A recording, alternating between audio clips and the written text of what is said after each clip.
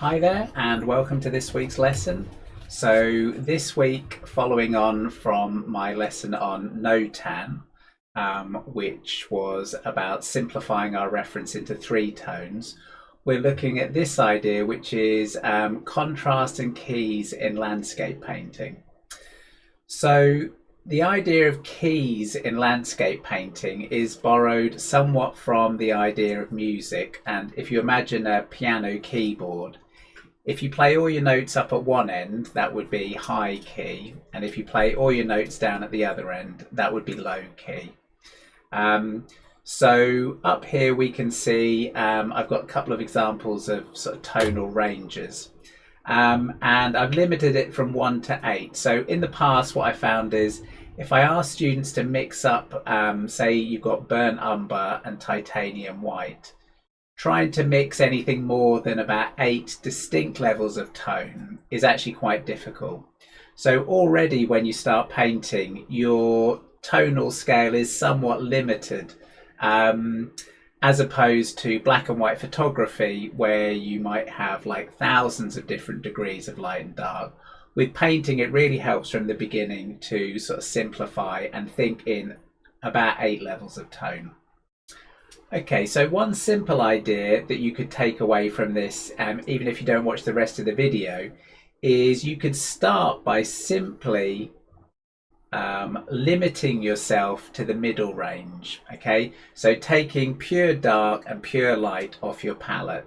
That is quite a good way. Actually, by narrowing the tonal range, you create slightly more naturalistic effects. And also, this also it solves the problem of working with photography. So when you take a picture with your camera, you tend to either expose for the darks or you expose for the lights. So for example, the sky will often be burnt out and left to be completely white, or the dark shadows can be rendered as just pure black. This doesn't make for either great photographs or great paintings. So as a rule of thumb, it's better to work within this middle section. So, and then we're going to look at these alternatives of doing high key paintings, which is up here. Like I said, middle value paintings in there. And then also you can create really interesting sort of dark, moodier, almost nocturne scenes by painting with that lower range. Okay, so that's what we're going to play around with. I'm going to do a few demos, talk about the theory, and then this week I want you to have a go at practicing this, doing a few little studies and then doing a larger painting. Okay, so this first slide I've got here, this demonstrates two of the approaches to thinking about tone. So the top one is a Dutch landscape painting, sort of 17th century Dutch landscape, sort of particularly sort of famous among artists, and sort of known for these incredibly strong sort of tonal pieces, very dark darks and very light lights. And then beneath it we have a Monet painting. So one of the developments that the Impressionists came across is they could create the feeling of light and atmosphere by actually stripping down and getting rid of those extreme tonal contrasts, okay, which is almost a little bit counterintuitive. So if I take this image and turn it to black and white, we can see the top painting, we still have this tonal range. Okay, you can see you've got light in the sky and these great big dark trees. Okay, so it's a very sort of high contrast and it's really using all the keys on the piano. And then when we go down to this Monet painting, we can see actually from a tonal point of view, it's 90% of it is sitting around this middle value. Okay, and then you've got the dark boat, but even the boat itself doesn't go to pure dark. Okay, so actually what he does is he's using color to create the light and the atmosphere, not tone. Okay, and so this is one of the things you can do with this approach. You have to consider that pure white and pure black aren't really colors. If you want color in your painting, you need to bring those values down into the middle. Okay, and so these are some paintings that I found online. Some I'm quite familiar with, others less so. And if I switch this to monochrome, okay, so we can see the ones at the top here. These are a couple of Monets and Sorolla over here. These are high key paintings, so we're not going really dark. With this second Monet one, you can see the dark pole in the foreground pushes those buildings back. But you can see how he's not using pure white. If I take pure white, like here, okay, you can see nothing sort of competes with that. So actually he's bringing that value down a bit. So more, even though it's high key, he's still not going all the way to white. Okay, taking it back to color, you can see even in the pole there, this isn't black, it's actually full of color. Okay, so occasionally students come and they've heard this idea of, should I put black on my palette? Well, it's sort of tied up with this idea that the Impressionists found you could create light without using or going all the way to black in your compositions. Okay, and then this one by Sorolla. Again, I'd still call this a high key painting. Yes, we do have a couple of dark accents on the hat and the hair. But largely it sits mostly in this middle value and then this play of light. Okay, but even in his lightest lights, you know, if I put that there, he's not really going, it's still quite restrained. It's not perhaps going all the way to pure white. Okay, so it's very clever in that regard. So if we look at it, he's using sort of cool shadows. Okay, and this is quite a repeating theme. You see the Impressionists do this a lot, is women with white dresses on, and then it's a great opportunity to sort of use these sort of tonal shifts to create this feeling of light and atmosphere. Okay, so you can see the shadows, we don't need to go all the way to dark. Okay, and then if we go down to these ones, these are a little bit more in the middle range. This one is by an artist called Peder Monk Monstead, who I came across, and look at this, this is amazing. So this is mostly sitting around that mid value. Okay, so we have a few darks in the foreground, and you know, he probably is getting most of the tonal range, but you can still see most of those trees are being rendered actually in the middle value. Of course, what we tend to see is the color, but it is worth noting sort of the narrow tonal range of the painting itself. Okay, we've got another Impressionist painting. You can see this one really existing on those in the middle range, not going too dark with the trees, but we still get that strong feeling of sort of light and atmosphere. And then this is a Corot painting at the end here, and the Corot painting probably does use quite a lot of the tonal scale, but you'd be interested to see the sky. The sky doesn't really go, it doesn't really go that close to pure white. I mean, there may be a few little touches, but it's still just avoiding that pure white. And then we do have these darker darks in the foreground. Okay, so that's more using the sort of tonal, the entire range, I would say.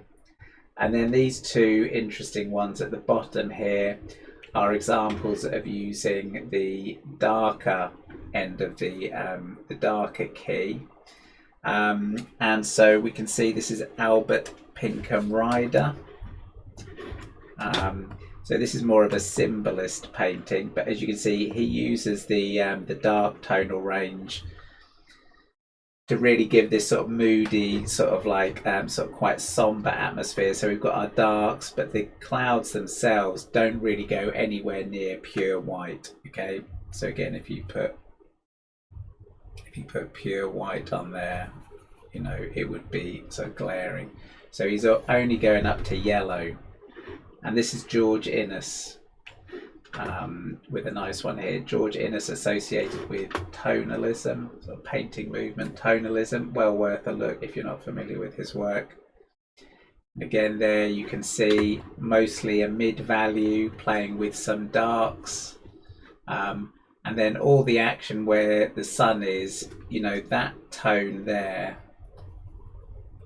you know, it doesn't even register as a light, but we still get that feeling of the evening sun, okay, when the colour's on there. So clever, you see. You know, how tempting would it be to get a bit of yellow or a bit of white and try and put a sun in there, but you're still managing to get that very evocative mood with a much more narrow tonal range. So I show you these because I think it's useful to see how artists use this idea of the keys of painting. So you just got some idea how you might apply it in your own work. Okay, so what I'll do next is talk you through how I would work through some reference images, playing around with these tonal values in order to paint a painting. Okay, so I've got a nice reference image here. This was given to me by one of my students, Mavis, who comes to my Tuesday class in Felixstowe. Great painting, nice composition. So what I've done is I've done a couple of preliminary, these are a bit like no-tan sketches, but using the different keys. Okay. So there we can see, so at the top we've got our low key painting. So let's just extract, so these are all done with the 3 values, okay? So we've got our light and our dark, sorry, our mid and our dark. So that's our low key, and then with this one, that's our light, that's our mid, and that's our dark, okay? And then this is our high key painting where we're going all the way up to light. That's our mid and that's our dark. Okay, so we're looking at this, and as you saw with the previous slide, you know, most of the action happens with the color, but with looking at these, this gives us 3 different options for sort of painting this picture. And then what I like to do is, having done these sort of no-tan studies and thought about the tonal range, is I would still play around with it a little bit. So for example, let's have a look here. So with this one, we could think about maybe, you know, lightening that distant sort of shore even further to give that really strong sense of light.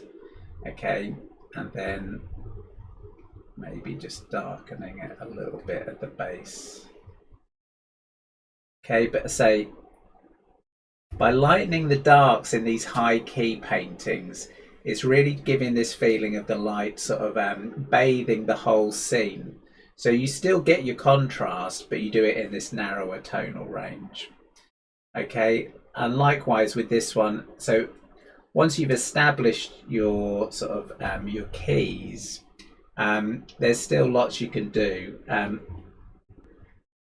So I can still do a little bit of sort of subtle work in there, as long as I don't disrupt that underlying tonal pattern. Okay, so you could almost see the no-tan can be a way to sort of set up your sort of keys. So for example, you could say, well, the sky is just a high key area. So I'm not going to go too dark in here. So like I can take the sky, for example, something like that. And same with this one. So the top one is more of a nocturne. So like with the Georginus one, I don't have to go anywhere near light, and I could still create, you know, something like a moon, something like that, without having to go to pure white. You see, if I was to put pure white there, you could say it's sort of unnaturalistic or a bit too strong. Okay, if we take it back to that, then again it feels more sort of naturalistic somehow. Okay, so those are just some ideas, and say they all have their sort of they all have their unique sort of atmosphere. Okay, So it's a simple idea, really. It's just trying to familiarize yourself with these different keys. And what I want you to do this week is I want you to get your reference. I want you to do some preparatory sketches, exploring at least a couple of these, whether it's the middle value, the high value, or the low value, and then have a go at painting a picture.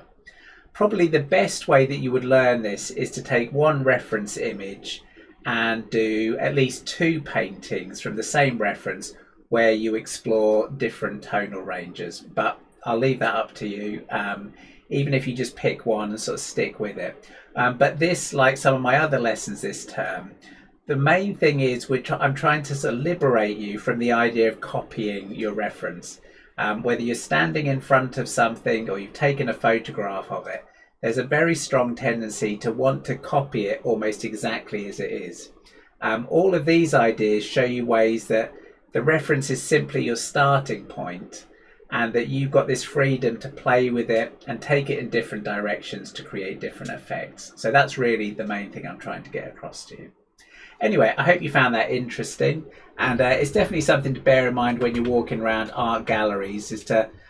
Sometimes what I like to do is, even if it's just like compare the painting to something that's pure black, or ask myself, if I was to get pure titanium white paint and put it in that sky, how dark is that sky? And just ask yourself those questions, and it also goes into the memory banks and will help you with your painting moving forward. Anyway, I hope you found that useful, and I'll see you again next week.